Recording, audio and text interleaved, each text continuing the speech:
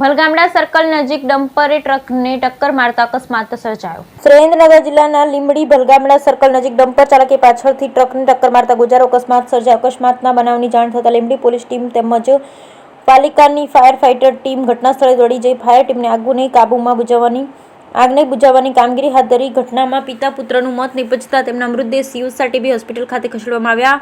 Highway પર dumper અને truck વચ્ચે અકસ્માત બાદ ટ્રકમાં ભયાનક આગ લાગી, જેને પગલે ધ બર્નિંગ ટ્રકને જોવા મળે લોકોના ટોળે ઘટના સ્થળે એકઠા થઈ ગયા. ઘટનાના પગલે હાઈવે પર ભારે ટ્રાફિક જામના દ્રશ્યો સર્જાયા. લીંબડી પાલિકાની ફાયર ફાઈટર ટીમ ઘટના સ્થળે પહોંચી આગને બુઝાવવાની કામગીરી હાથ ધરી.